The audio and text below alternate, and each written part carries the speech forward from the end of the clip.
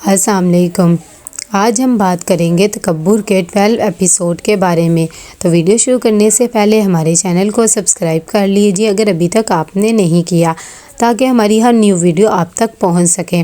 یہاں پر جیسے ہی عابد سوچ رہا تھا مقدس کے بارے میں تو وہ اسے فوراً فون کرتا ہے۔ اتنی دیر میں وہ فون آریز کے پاس پڑا ہوتا ہے، وہ اسے دیکھ کر غصہ آ جاتا ہے۔ جیسے ہی مقدس آتی ہے تو کہتا ہے کہ یہ تمہیں فون کیوں کر رہا ہے؟ تبھی مقدس کہتی ہے کوئی بات کرنی ہوگی اس لیے وہ فون ریسیو کرتی ہے۔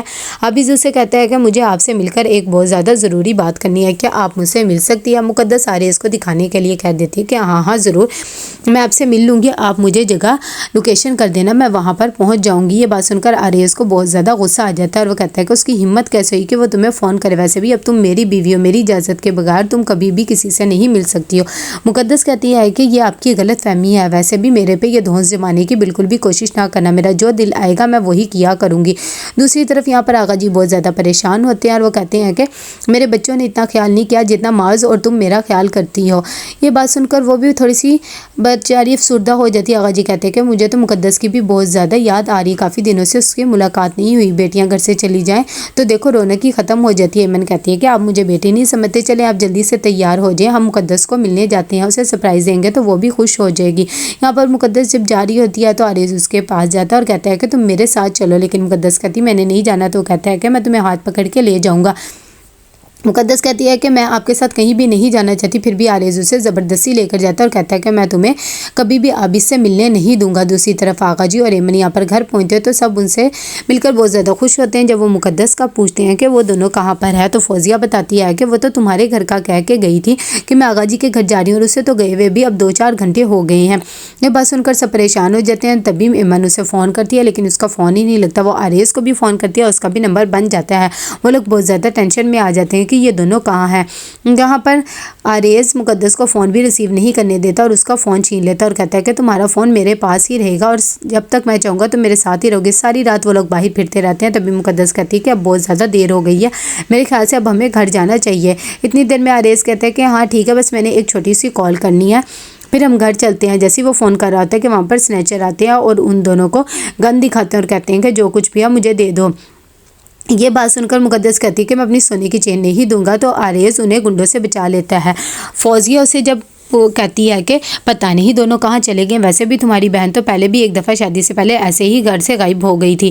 یہ بات سن کر معاذ بیچارہ شرمندہ سا ہو جاتا ہے اور کہتا ہے کہ ممی آپ یہ کیا بات کہنا چاہ رہی ہیں، آپ کو پتہ بھی ہے سب۔ آغا جی کہتے ہیں کہ تم یہ کس طرح کی باتیں کر رہی ہو، وہ خود غائب نہیں ہوئی تھی بلکہ اسے کڈنیپ کیا گیا تھا۔ ابھی وہ باتیں کر رہی رہتے کہ اتنی دیر میں آریز اور مقدس بھی آ جاتے ہیں۔ اس کی ماں آریز کا یہ حال دیکھ کر پریشان ہو جاتی ہے اور کہتی ہے کہ سب کچھ اس کی وجہ سے ہی ہوا ہے نا، یہ تمہیں کیا ہو گیا اور تم دونوں کہاں تھے؟ ساتھ ہی مقدس کو باتیں کرنے لگ جاتی ہے اور کہتی ہے کہ تمہاری وجہ سے دیکھو میرے بیٹے کا کیا حال ہو گیا تھا، تم کہاں پر گئی ہوئی تھی اور مجھ سے جھوٹ بول کر کس سے ملنے گئی تھی؟ آریز کہتا ہے کہ یہ کسی سے ملنے نہیں گئی تھی بلکہ میرے ساتھ گئی تھی اور میرے خیال سے اتنا کافی اور آپ کو بار بار اسے کچھ بھی کہنے کی ضرورت نہیں، اور اسے کمرے میں لے جاتا ہے۔ معاذ جب گھر جاتا ہے تو وہ خوش ہوتا ہے کہ چلو مجھے جو خدشہ تھا مقدس کی طرف سے وہ اب تھوڑا کم ہو گیا ہے، تھوڑا سا سٹینڈ آریز نے اس کے لینے شروع کر دیا ہے۔ یہ بات سن کر ایمن بھی بہت زیادہ خوش ہو جاتی ہے اور کہتی ہے کہ ہاں چلو دونوں میں دوریاں ختم ہو گئی، لیکن ماما کی مجھے سمجھ نہیں آتی ہے۔ دوسری طرف آریز کمرے میں جاتا ہے تو وہ مقدس کو کہتا ہے کہ تمہیں تو بالکل بھی لحاظ نہیں ہے، میں نے تمہاری اتنی مدد کی اور تم نے تو مجھے ایک تھینک یو بھی نہیں بولا۔ تبھی مقدس کہتی کہ کون سی مدد کی، ویسے بھی کاغذی طور پر آپ میرے شوہر ہی ہیں اور آپ نے کچھ بھی ایسا خاص نہیں کیا ہے۔ یہاں پر صبح کو جب آریز آفس جانے لگتا ہے اس کے بابا اس سے چابی لے لیتے ہیں اور کہتے ہیں کہ میں نے جانا ہے اور تم نے اگر کہیں جانا ہے تو جا کر پبلک ٹرانسپورٹ پہ سفر کرو اتنی دیر میں۔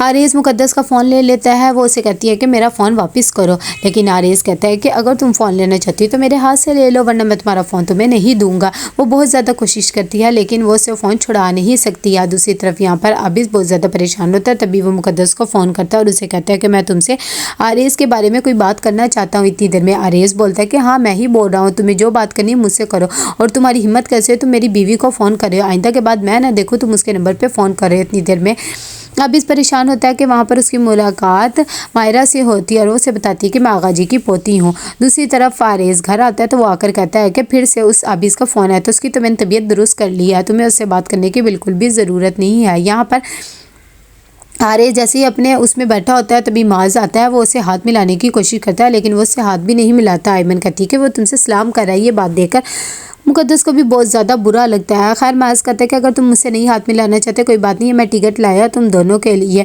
नॉर्दर्न एरिया के है, मेरे ख्याल से तुम लोग वहाँ जाके खुश हो जाओगे।